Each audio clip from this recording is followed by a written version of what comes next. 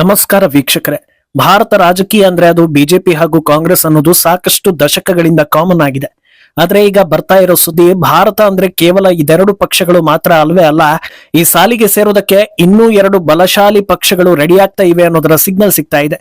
ಒಂದು ಕಡೆ ಎನ್ಡಿಎ ಜೊತೆ ನಿಂತು ಬಿಜೆಪಿಗೆ ಬಲ ತುಂಬಿರೋ ಪವನ್, ಇನ್ನೊಂದು ಕಡೆ ಬಿಜೆಪಿಗೆ ಬಲ ತುಂಬಿ ಈಗ ಪಕ್ಷದಿಂದಲೇ ದೂರ ಆಗಿರೋ ಅಣ್ಣಾಮಲೈ. ಇವರಿಬ್ಬರ ಮುಂದಿನ ಜರ್ನಿ ಹೇಗಿರುತ್ತೆ ಅನ್ನೋದಕ್ಕೆ ಕಾಲವೇ ಉತ್ತರ. ಆದ್ರೆ ಈಗ ಇವರು ಇರಿಸಿರೋ ಹೆಜ್ಜೆ ಇನ್ನು ಕೆಲವೇ ದಶಕಗಳಲ್ಲಿ ಭಾರತ ರಾಜಕೀಯ ಚಿತ್ರಣವನ್ನ ಬದಲಿಸೋ ಎಲ್ಲಾ ಲಕ್ಷಣಗಳು ಕಾಣಿಸ್ತಾ ಇದೆ. ಇದರಿಂದ ಯಾರಿಗೆ ದೊಡ್ಡ ಮಟ್ಟದಲ್ಲಿ ಎಫೆಕ್ಟ್ ಆಗ್ಬೋದು ಅನ್ನೋದು ಕೂಡ ಕ್ಲಿಯರ್ ಆಗ್ತಾ ಇದೆ. ಇದೆಲ್ಲವನ್ನ ಒನ್ ಬೈ ಒನ್ ವಿವರಿಸ್ತಾ ಹೋಗ್ತೀವಿ. ಈ ವಿಡಿಯೋವನ್ನ ತಪ್ಪದೆ ಕೊನೆ ತನಕ ನೋಡಿ. ಅದಕ್ಕೂ ಮುನ್ನ ಮೀಡಿಯಾ ಮಾನ್ಸ್ಟರ್ ಚಾನಲ್ ನ ತಪ್ಪದೆ ಸಬ್ಸ್ಕ್ರೈಬ್ ಮಾಡಿ. ಎಸ್, ಸಿನಿಮಾ ಮತ್ತು ರಾಜಕೀಯಕ್ಕೆ ಒಂದು ಅವಿನಾಭಾವ ನಂಟಿದೆ. ಪ್ರಮುಖವಾಗಿ ದಕ್ಷಿಣ ಭಾರತವನ್ನ ನೋಡಿದ್ರೆ ಇದಕ್ಕೆ ಕ್ಲಿಯರ್ ಆಗಿ ಪಿಕ್ಚರ್ ಸಿಗುತ್ತೆ. ಸಿನಿಮಾದಲ್ಲಿ ಜನರಿಗೆ ಪರಿಚಯ ಆದ್ರೆ ಅಲ್ಲಿಂದ ರಾಜಕೀಯಕ್ಕೆ ಬರೋದು ಸುಲಭ ಅನ್ನೋದನ್ನ ಅರ್ಥ ಮಾಡಿಕೊಂಡ ಕೆಲ ರಾಜಕೀಯ ನಾಯಕರು ತಮ್ಮ ಮಕ್ಕಳನ್ನ ಸಿನಿಮಾ ನಟ ಮಾಡೋ ಮೂಲಕ ರಾಜಕೀಯದಲ್ಲಿ ಸಕ್ಸಸ್ ಮಾಡೋ ಸರ್ಕಸ್ ಮಾಡ್ತಾನೆ ಇದ್ದಾರೆ. ಆದ್ರೆ ಏನೇ ಲಾಗ ಹಾಕಿದ್ರು ಅಂತಿಮವಾಗಿ ಜನರು ಬೆಂಬಲ ಕೊಟ್ರೆ ಮಾತ್ರ ಗೆಲ್ಲೋದಕ್ಕೆ ಸಾಧ್ಯ ಅನ್ನೋದು ವಾಸ್ತವ. ಆ ರೀತಿ ಗೆದ್ದಿರೋ ಪೈಕಿ ಸದ್ಯ ವಿಜಯ್ ಹಾಗೂ ಪವನ್ ಕಲ್ಯಾಣ್ ಅಗ್ರ ಸ್ಥಾನದಲ್ಲಿ ನಿಲ್ತಾರೆ. ಆದ್ರೆ ವಿಜಯ್ಗಿಂತಲೂ ಕಷ್ಟದ ಹಾದಿ ಮೂಲಕ ಗೆದ್ದು ಬಂದ ಪವನ್ ಈಗ ಮತ್ತೆ ಮಿಂಚು ಹರಿಸೋದಕ್ಕೆ ರೆಡಿ ಆಗಿದ್ದಾರೆ. ತಾವು ಶೋಕಿಗೋಸ್ಕರ ರಾಜಕೀಯಕ್ಕೆ ಬಂದಿದ್ದಲ್ಲ, ನನಗೆ ಒಂದು ನಿರ್ದಿಷ್ಟ ಗುರಿ ಇದೆ, ಒಂದು ದೊಡ್ಡ ವಿಷನ್ ಇದೆ ಅನ್ನೋದರ ಸಿಗ್ನಲ್ ಕೊಟ್ಟಿದ್ದಾರೆ.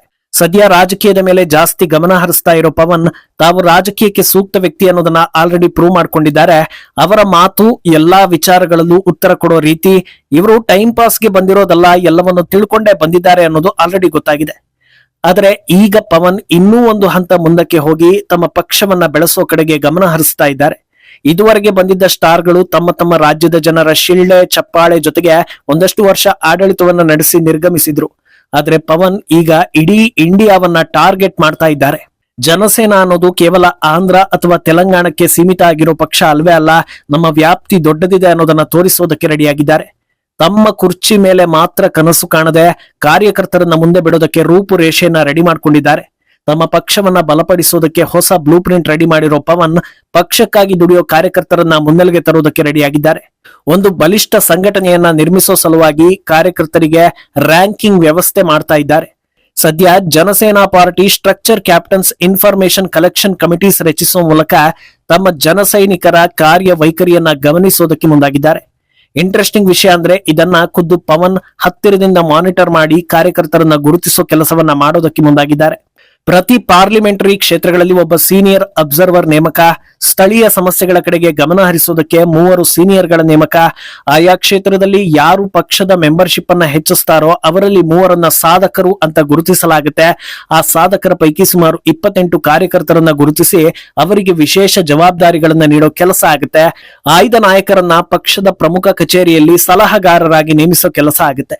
ಈ ರೀತಿ ರ್ಯಾಂಕ್ ಹಾಗೂ ಹುದ್ದೆಗಳನ್ನ ನೀಡೋ ಮೂಲಕ ಕಾರ್ಯಕರ್ತರನ್ನ ಹುರಿದುಂಬಿಸೋದರ ಜೊತೆಗೆ ಪಕ್ಷದ ಬೆಳವಣಿಗೆ ಕಡೆಗೆ ಖುದ್ದು ಗಮನವನ್ನ ಹರಿಸೋದಕ್ಕೆ ಪವನ್ ರೆಡಿಯಾಗಿದ್ದಾರೆ. ಈ ಮೂಲಕ ಅವರು ಹಲವು ಸಂದೇಶಗಳನ್ನ ನೀಡ್ತಾ ಇದ್ದಾರೆ.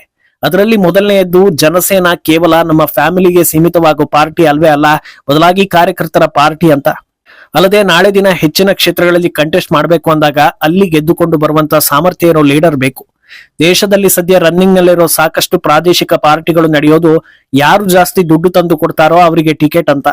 ಇದಕ್ಕೆ ಸಾಕಷ್ಟು ಉದಾಹರಣೆ ನೀಡಬಹುದಾದ ಪಕ್ಷಗಳು ದೇಶದಲ್ಲಿವೆ. ಆದ್ರೆ ಈಗ ಪವನ್ ಆ ಬ್ಯಾರಿಯರ್ ಅನ್ನ ಬ್ರೇಕ್ ಮಾಡೋದಕ್ಕೆ ರೆಡಿ ಆಗ್ತಾ ಇರುವಂತೆ ಕಾಣಿಸ್ತಾ ಇದೆ. ತಮಗೆ ಸುಟೇಬಲ್ ಎನ್ನಿಸೋ ಕ್ಯಾಂಡಿಡೇಟ್ ಗಳನ್ನ ಖುದ್ದು ಅವರೇ ತಯಾರಿ ಮಾಡೋದಕ್ಕೆ ಹೊರಟಂತಿದೆ. ಅಲ್ಲದೆ ಇದೆಲ್ಲವೂ ತಮ್ಮದೇ ಕಣ್ಗಾವಲಿನಲ್ಲಿ ಇರುತ್ತೆ. ಪ್ರತಿಯೊಂದನ್ನು ನಾನು ಗಮನಿಸ್ತೀನಿ, ಫೈನಲ್ ಡಿಸಿಷನ್ ನನ್ನದೇ ಅಂತ ಸ್ಪಷ್ಟನೆ ಕೊಡೋ ಮೂಲಕ ಶ್ರಮಕ್ಕೆ ತಕ್ಕ ಬೆಲೆ ಸಿಗಲಿದೆ ಅನ್ನೋದನ್ನ ಹೇಳ್ತಾ ಇದ್ದಾರೆ.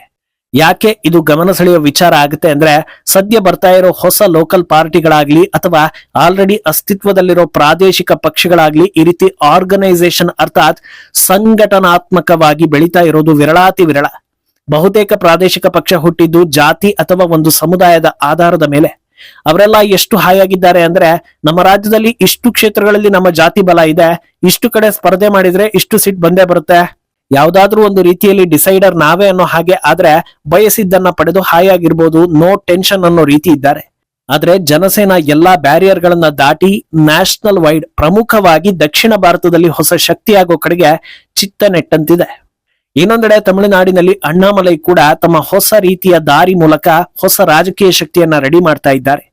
ಬಿಜೆಪಿಯಿಂದ ಹೊರಬರ್ತಾ ಇದ್ದ ಹಾಗೆ ನನ್ನನ್ನ ಬೆಂಬಲಿಸುವವರೆಲ್ಲ ಬಂದ್ಬಿಡಿ, ಮುಂದಿನ ಎಲೆಕ್ಷನ್ ನಲ್ಲಿ ಒಂದು 10 ಸೀಟ್ ಗೆದ್ದು DCM ಸ್ಥಾನ ಪಡ್ಕೊಂಡು ಹಾಯಾಗಿ ಇರ್ತೀನಿ ಅಂತ ಯೋಚನೆ ಮಾಡದೆ ಸಮಾಜಕ್ಕೆ ಹೊಸ ಲೀಡರ್ ಗಳನ್ನ ಹುಟ್ಟು ಹಾಕೋ ಕೆಲಸದ ಕಡೆಗೆ ಗಮನ ಹರಿಸಿದ್ದಾರೆ. ಈ ಹಿಂದೆ ಅವರು ಪಕ್ಷ ಬಿಟ್ಟ ಬಳಿಕ ಮೊದಲ ವಿಡಿಯೋದಲ್ಲಿ ತಮ್ಮ ಮುಂದಿನ ಕೆಲಸ ಹೇಗಿರುತ್ತೆ ಅನ್ನೋದನ್ನ ಹೇಳಿದ್ರು. ಅದನ್ನ ಒಂದು ಸಂಚಿಕೆಯಲ್ಲಿ ನಿಮ್ಮ ಮುಂದೆ ತಿಳಿಸಿದ್ವಿ. ಗ್ರಾಮ ಪಂಚಾಯಿತಿಯಿಂದ ಪಾರ್ಲಿಮೆಂಟ್ ಎಲೆಕ್ಷನ್ ತನಕ ಸ್ಪರ್ಧೆ ಮಾಡೋ ಅಭ್ಯರ್ಥಿಗಳು ಏನೆಲ್ಲ ತಿಳ್ಕೊಂಡಿರ್ಬೇಕು, ಹೇಗೆ ಕೆಲಸ ಮಾಡಬೇಕು, ಸವಾಲುಗಳನ್ನ ಹೇಗೆ ಹ್ಯಾಂಡಲ್ ಮಾಡಬೇಕು, ಇದೆಲ್ಲವನ್ನ ಟ್ರೈನಿಂಗ್ ಕೊಡೋ ಕೆಲಸ ಅಣ್ಣಾಮಲೈ ಕಡೆಯಿಂದ ಆಗ್ತಾ ಇದೆ.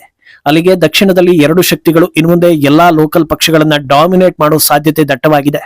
ಈಗ ಇದರಿಂದ ರಾಷ್ಟ್ರೀಯ ರಾಜಕಾರಣದಲ್ಲಿ ಹೇಗೆ ಇಂಪ್ಯಾಕ್ಟ್ ಆಗುತ್ತೆ ಅನ್ನೋದನ್ನ ನೋಡ್ತಾ ಹೋದ್ರೆ, ಪ್ರಸ್ತುತ ಸಂಘಟನೆ ಮೂಲಕ ದೊಡ್ಡ ಹೆಮ್ಮರವಾಗಿ ಬೆಳೆದಿರೋ ಏಕೈಕ ಪಕ್ಷ ಅಂದ್ರೆ ಅದು ಬಿಜೆಪಿ. ಬಿಜೆಪಿಯಲ್ಲಿ ಕಾರ್ಯಕರ್ತರಿಂದ ಅಧ್ಯಕ್ಷರ ತನಕ ಒಂದೊಂದು ಹುದ್ದೆಗೂ ಒಂದೊಂದು ರೀತಿಯ ಅರ್ಹತೆ ಹಾಗೂ ಕ್ರಮ ಇದೆ.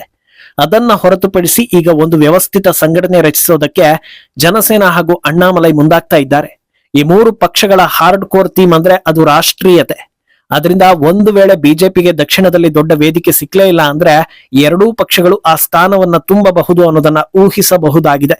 ಸದ್ಯ ಪವನ್ ಮೋದಿ ಜೊತೆಗಿದ್ದಾರೆ. ಅಣ್ಣಾಮಲೈ ಹೊರಗೆ ಹೆಜ್ಜೆ ಇರಿಸಿದ್ರು, ಯಾರನ್ನು ವಿರೋಧಿಸೋ ಕೆಲಸ ಮಾಡಿಲ್ಲ. ಈ ಇಬ್ಬರು ಮುಂದಿನ ದಿನಗಳಲ್ಲಿ NDA ಜೊತೆಗೆ ನಿಂತ್ರೆ ಬಿಜೆಪಿ ಸೂಪರ್ ಪವರ್ ಆಗೋದ್ರಲ್ಲಿ ಡೌಟೇ ಇಲ್ಲ ಅನ್ನಿಸ್ತಾ ಇದೆ. ಒಂದು ವೇಳೆ ಬಿಜೆಪಿ ಜೊತೆ ನಿಲ್ಲದೇ ಇದ್ರೂ ಇವರ ಸಿದ್ಧಾಂತ ಕೂಡ ರಾಷ್ಟ್ರೀಯತೆಯೇ ಆಗಿರೋದ್ರಿಂದ ಇವರಿಂದ ದೇಶಕ್ಕೆ ಅಥವಾ ರಾಜ್ಯಗಳಿಗೆ ಅಪಾಯ ಇಲ್ಲ ಅನ್ನೋದನ್ನ ಕೂಡ ಒಪ್ಪೋ ಹಾಗಿದೆ. ಆದ್ರೆ ಮತ್ತೊಂದು ದಿಕ್ಕಲ್ಲಿ ಇದು ಕಾಂಗ್ರೆಸ್ಗೆ ದೊಡ್ಡ ಹೊಡೆತ ಕೊಡೋ ಸಾಧ್ಯತೆ ಇದೆ. ಬಿಜೆಪಿ ನಂತರ ಇದುವರೆಗೂ ಬೇರೆ ಯಾವ ಪಕ್ಷಗಳಿಗೂ ನ್ಯಾಷನಲ್ ಲೆವೆಲ್ಗೆ ಬರೋದಕ್ಕೆ ಸಾಧ್ಯವಾಗಲಿಲ್ಲ ಅಂದ್ರೆ ಅದಕ್ಕೆ ಕಾರಣವೇ ಸಂಘಟನೆ. ಈಗ ಈ 2 ಪಕ್ಷಗಳು ನ್ಯಾಷನಲ್ ಲೆವೆಲ್ ಬೆಳೆದ್ರೆ ಕಾಂಗ್ರೆಸ್ ಇನ್ನಷ್ಟು ಸೈಡ್ಲೈನ್ ಆದ ಲೆಕ್ಕವೇ. ಯಾಕಂದ್ರೆ ಸದ್ಯದ ಟ್ರೆಂಡ್ ನಲ್ಲಿ 2 ರೀತಿಯ ವೋಟರ್ಗಳಿದ್ದಾರೆ. ಒಂದು ಬಿಜೆಪಿಯನ್ನ ಇಷ್ಟಪಡುವವರು, ಇನ್ನೊಂದು ಬೇರೆ ಯಾವುದೇ ದೇಶಪ್ರೇಮಿ ಪಕ್ಷ ಇಲ್ಲದೆ ಇರೋದ್ರಿಂದ ಬಿಜೆಪಿಯನ್ನ ಬೆಂಬಲಿಸುವವರು. ಕೇವಲ ಬಿಜೆಪಿಗೆ ಬೆಂಬಲಿಸೋದು ಮಾತ್ರ ದೇಶ ಪ್ರೇಮ ಅಲ್ಲ ಅನ್ನೋದಾದ್ರೆ ದೇಶ ಮೊದಲು ಅನ್ನೋ ಇತರೆ ಪಕ್ಷಗಳು ಸಹಜವಾಗಿ ಜನರ ಆಯ್ಕೆ ಆಗುತ್ತೆ. ಇದಾದ ಬಳಿಕವೂ ಕಾಂಗ್ರೆಸ್ಗೆ ಬೆಂಬಲಿಗರು ಉಳಿದುಕೊಳ್ತಾರೆ ಅಂದ್ರೆ ಅವರ ಉದ್ದೇಶ ಏನು ಅನ್ನೋದು ಅಲ್ಲೇ ಕ್ಲಿಯರ್ ಆದಂತಾಗುತ್ತೆ. ಪವನ್ ಕಲ್ಯಾಣ್ರ ಈ ಸುದ್ದಿ ಬರ್ತಾ ಇದ್ದ ಹಾಗೆ ಮತ್ತೊಂದು ರೀತಿಯ ಚರ್ಚೆ ಕೂಡ ಶುರುವಾಗಿದೆ. ಅದು ರಾಹುಲ್ ಗಾಂಧಿ ಬಗ್ಗೆ. ಸಿನಿಮಾ ಫೀಲ್ಡ್ ನಿಂದ ಬಂದರೂ ಕಾರ್ಯಕರ್ತ ಬಲವನ್ನ ಹೆಚ್ಚಿಸಿಕೊಳ್ಳೋದಕ್ಕೆ ಪವನ್ ಬಳಿ ಒಂದು ಪ್ಲಾನ್ ಇದೆ, ಸರಿಯಾದ ವಿಷನ್ ಇದೆ. ಆದ್ರೆ ಹುಟ್ಟೋವಾಗಲೇ ದೊಡ್ಡ ರಾಜಕೀಯ ಪಕ್ಷವೇ ಫ್ಯಾಮಿಲಿ ಬಳಿ ಇದ್ರೂ ಅದನ್ನ ಉಳಿಸ್ಕೊಂಡು ಬೆಳೆಸೋದ್ರಲ್ಲಿ ರಾಹುಲ್ ವಿಫಲ ಅನ್ನೋ ರೀತಿಯ ಚರ್ಚೆ ಜೋರಾಗಿದೆ. ಮುಂದೇನಾಗುತ್ತೆ ಅನ್ನೋದನ್ನ ಕಾದು ನೋಡ್ಬೇಕು. ಈ ಬಗ್ಗೆ ನಿಮ್ಮ ಅಭಿಪ್ರಾಯವನ್ನ ತಪ್ಪದೆ ಕಮೆಂಟ್ ಮೂಲಕ ತಿಳಿಸಿ.